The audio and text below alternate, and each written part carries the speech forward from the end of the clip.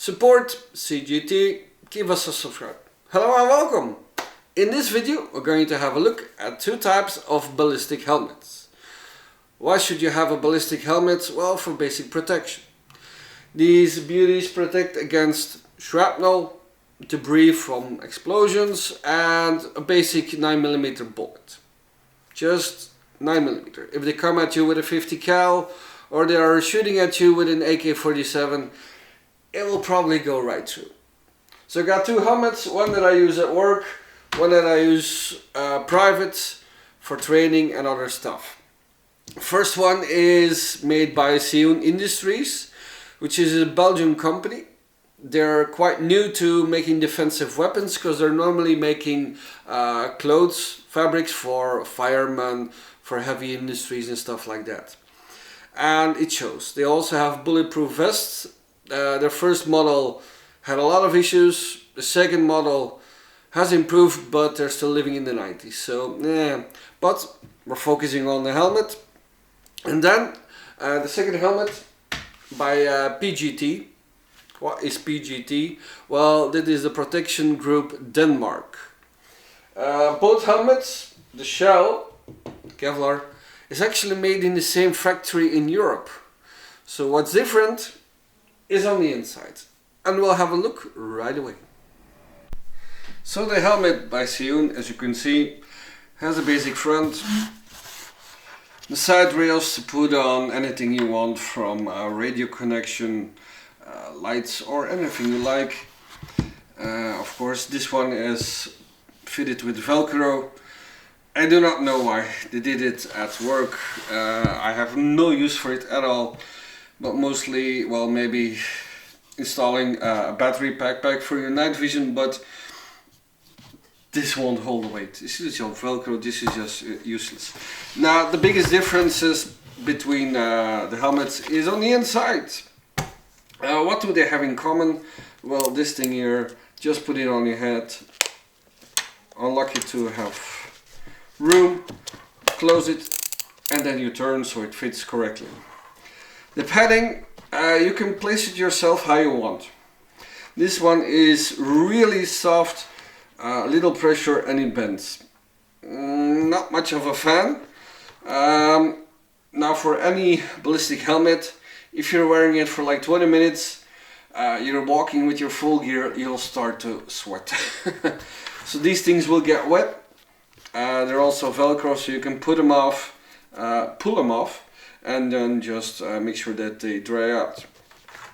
Now, one of the biggest differences is here. Let me try to get closer. So you have these two thin wires.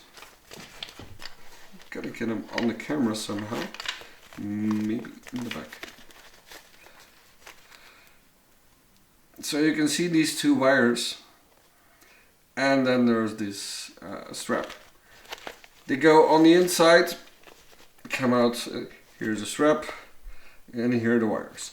They're to hold this close to your head.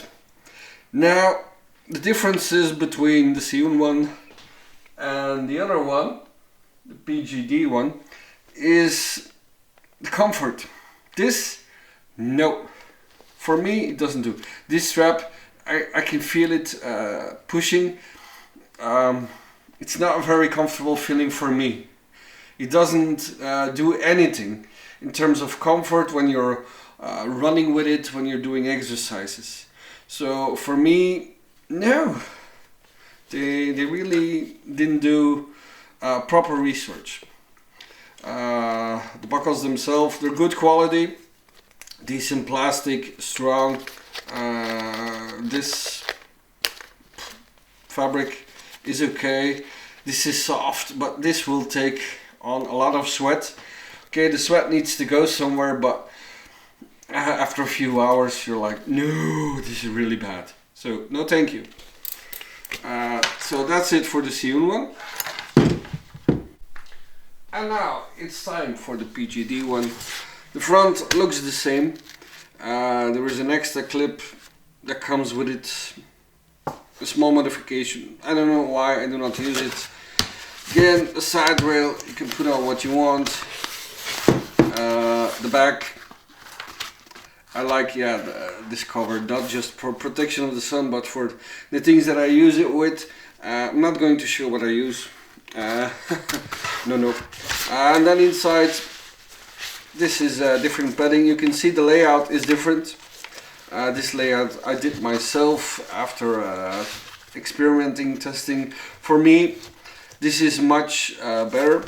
As you can see, when you press, you need much more effort. This is a bit like sort of memory foam. So it takes a lot of pressure and it feels soft and sturdy. So that I love. And as mentioned, you can see it much better. Just the 2 wires to hold this one close to you, which for me is enough. This feels much better. Again, the straps all decent plastic. Back system, you turn it to feel better. Actually, same shell, just a different layout on the inside, different foam padding, different straps, different feeling. So for me, this one, yeah, much better choice. If you're buying one, there is a cover. You can buy a cover at the same website, the Danish company, or this one is from Savata, which is a Finnish company. I really like Scandinavian companies. Why? Because they test their equipment in all conditions. When it's hot, 30 degrees or more, or when it's like minus 10, 15. Chances of me having an environment when it's that cold is very low where I live. But yeah, then you know it's a good quality product.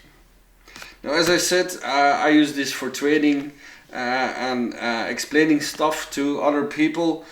Let's hope I never have to use this in a real combat situation. Yes, there is a geopolitical problem in Europe at this moment of recording.